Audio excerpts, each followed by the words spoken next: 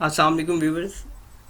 आज total quality management या quality control course के अंदर जो हमारा टॉपिक है वो है कस्टमर सेटिस्फेक्शन का, जो कि इंतहाई अहम है क्वालिटी टोटल क्वालिटी मैनेजमेंट के प्रोस्पेक्ट थे।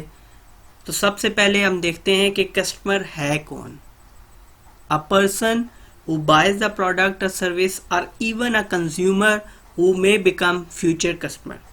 कि कोई भी इंडिविजुअल जो प्रोडक्ट या सर्विस को खरीदता है, इवन कोई भी कंज्यूमर जो उसको अभी इसी तरह से इस्तेमाल कर रहा है और फ्यूचर में कस्टमर बन सकता है। ठीक है जी। तो ऐसा कोई भी शख्स जो होगा उसको हम जो है कस्टमर बोलेंगे। अब कस्टमर सेटिस्फेक्शन है क्या? कस्टमर सेटिस्फेक्शन के हवाले से चार चीजें हैं। पहली ए जो है वो है अंडरस्टैंडिंग कस्टमर नीड्स। उसको सेटिस्फाई करने के लिए सबसे पहले उसकी ज़रूरियात के बारे में मुकम्मल तौर पर आपके पास अवेयरनेस होनी चाहिए। आप अंडरस्टैंड करें इस चीज़ को कि उसकी रिक्वायरमेंट क्या है। डिफाइनिंग क्वालिटी, देन टिपोल मॉडल पेनिट्रेशन। टिपोल मॉडल क्या है? ये बेसिकली कस्टमर सेटिस्फेक्शन के ऊपर से बहुत ज़्यादा काम किया है, जिसमें पेनिट्रेशन में से मुराद ये है कि आप इस तरह से प्रोडक्ट या सर्विस को डेवलप करें कि वो पेनिट्रेट कर जाए, सरायत कर जाए। किस में? कस्टमर्स के अंदर। जब वो कस्टमर्स के अंदर सरायत कर जाएगी, पेनिट्रेशन हो जाएगी, उसकी पेनिट्रेट कर जाएगी, तो ऐसी सूरत में आपका कस्टमर बहुत ज़्यादा सेटिस्फाई होगा।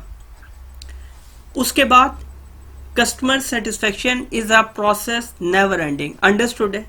कस्टमर सेटिस्फेक्शन इसलिए नेवर एंडिंग है।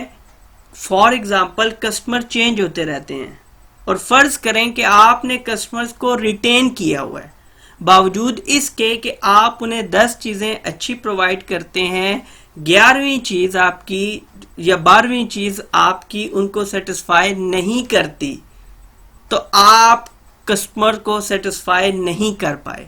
इसलिए लाजिम है कि आप हर दफ़ा उसको सेटिस्फाई करें। इसीलिए ये एक नेवर एंडिंग प्रोसेस है।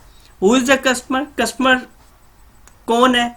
तो दो तरह के कस्टमर होते हैं, जिनमें एक एक्सटर्नल कस्टमर होते हैं जो बाहर से चीज़ें परचेज करते हैं। ठीक है, बाहर से आते हैं, यूजर ऑफ प्रोडक्ट और service, buyer and influencer. Internal customer for his personal use only. Internal customer वो होते हैं जो चीज़ों को बनाते हैं सिर्फ अपने ज़ाती इस्तेमाल के लिए, उन्हें रखते हैं। Basic requirement of internal and external customers. ठीक है जी। अब बेसिक रिक्वायरमेंट्स क्या हैं? किन की? इंटरनल और एक्सटर्नल कस्टमर्स की। High level of quality, meeting all his needs. Number 2, high degree of flexibility, product flexibility. पहली चीज ये कि लेवल ऑफ क्वालिटी बहुत ज्यादा हाई हो। दूसरी चीज फ्लेक्सिबल। फ्लेक्सिबल क्या है? कि वो पायदार हो, आपकी ज्यादा देर तक उसके अंदर चलने की सलाहियत मौजूद हो। High levels of service, maximum service. Service क्या है कि जब आपने प्रोडक्ट देनी है तो सिर्फ प्रोडक्ट उसके हाथ में नहीं, बल्कि उसको प्रेजेंट करके प्रॉपरली उसको सेल कैसे करेंगे। अगर उसको आपने डिस्पैच करानी है तो डिस्पैच करा के फीडबैक, हर चीज़ आप उसकी उसके अंदर जो है वो कंसिडर करेंगे। Then low cost. अब उसको चीज़ भी अच्छी चाहिए, चीज़ उसको अच्छी चाहिए बावजूद इसके, लेकिन उसको लो कॉस्ट, कम कीमत में अच्छी चीज़। और हम शुरू में ये बात डिस्कस कर चुके हैं कि लाजमन नहीं कि क्वालिटी उसी को बोलें जिसमें कोई भी चीज़ आपकी हाई हाई हो, मतलब जिसकी कॉस्ट हाई हो, वही सिर्फ क्वालिटी वाली चीज़ नहीं होगी, बल्कि कोई भी चीज़ आपकी किसी भी तरह की हाई क्वालिटी किस तरह से होगी कि फॉर एग्जांपल आपकी कोई भी चीज़ आप उसको हाई कर लें तो कि जी हमने इसकी प्राइस हाई कर ली है तो इस वजह से ये हमारे लिए करामत है, या इस तरह से नहीं, बल्कि लो प्राइस में हमने उसको प्रोडक्ट या सर्विस प्रोवाइड करनी है। Low cost, value for money. Customers pride is that he has bot for the lowest cost. अब वैल्यू फॉर मनी है। उसके बाद लो कॉस्ट में क्या है? कस्टमर ये प्राइड समझता है कि उसने एक अच्छी चीज़ को कम पैसों में खरीदा है।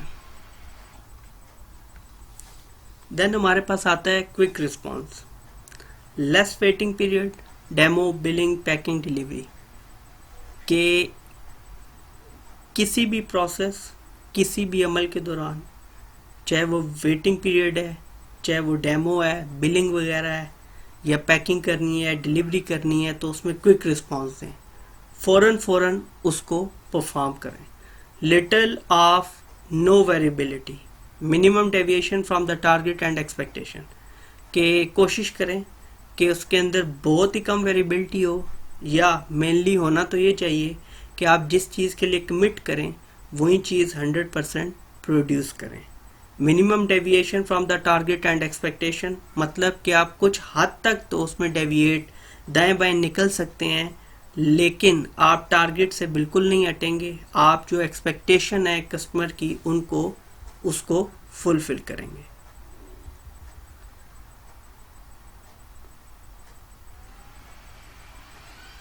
अब कस्टमर परसेप्शन ऑफ क्वालिटी, ठीक है, कि कस्टमर कैसे परसीव करता है क्वालिटी को, मतलब उस एक कस्टमर की क्वालिटी के हवाले से राय क्या है।